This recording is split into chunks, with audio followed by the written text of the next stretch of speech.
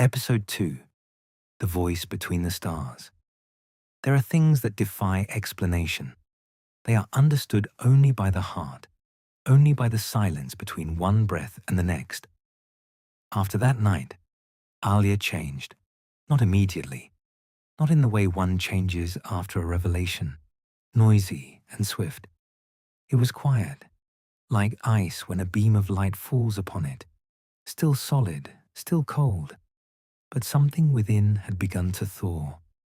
She told no one what had happened, about the scent, about the warmth in the center of her chest, about the words she hadn't heard, but which she knew as surely as one knows their own name, because it was impossible to explain.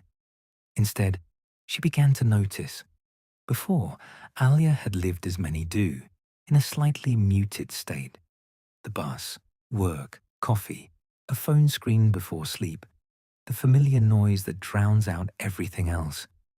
But now, something had changed in the tuning of her perception, as if someone had turned an invisible dial, and the world suddenly became louder, not with sounds, with meanings.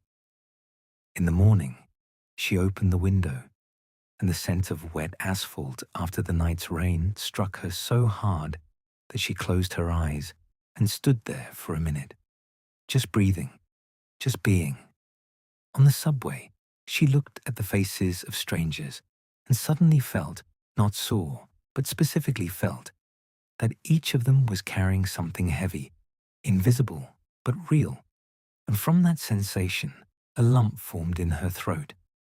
In the evening, she stopped by a florist's window. White irises. She had never been particularly fond of flowers. But now she stood and watched them for so long that passers-by began to steer around her. She didn't notice. She was thinking, why are they so precise? As if someone very intelligent had invented this exact form, this exact whiteness, somewhere far away, further than can be measured in kilometers or light years. Aeros felt it. He stood in the Hall of Observations, a vast space made of crystal and light, where Pleiadians could see the threads of consciousness stretching from planet to planet. Alia's thread had always stood out among the others. It pulsed differently, warmer, like an ember that refuses to go out despite everything. But now it glowed brighter. Next to him was Sarah, one of the oldest in their civilization, someone who on Earth would be called a sage, or a prophet, or simply a grandmother who knows everything in advance. "Do you see that?" Aeros asked, not taking his eyes off the thread. "I see it," Sarah said. "She has begun to wake up."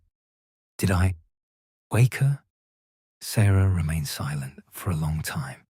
Then, "You reminded her that there is something worth waking up for."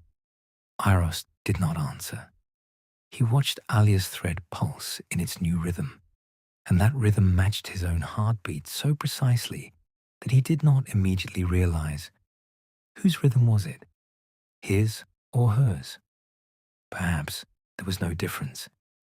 Back on Earth, Alia returned home, having bought a single white iris. She placed it in a glass of water. She lay on the sofa and watched it for a long time. Then she picked up her phone and typed into the search engine, Pleiades, stars, mythology. She didn't know why, exactly. It was just that the word had surfaced in her mind, like a word in a language she had never studied, yet knew. She read until 3 in the morning, about the constellation, about the 7 sisters, about how many ancient cultures, the Egyptians, the Maya, the Aboriginal Australians, the Japanese, considered the Pleiades special, a source, a home. Home. She closed the phone.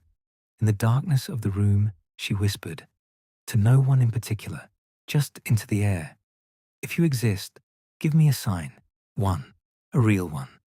Silence.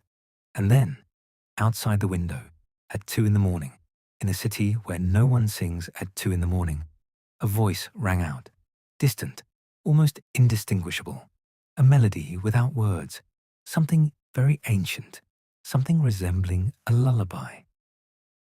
Alia did not move. She lay there and listened, and tears flowed on their own, not from grief, from something that has no name in any human language. And in the morning, she discovered that the white iris had bloomed in a single night. It was supposed to bloom in 3 days.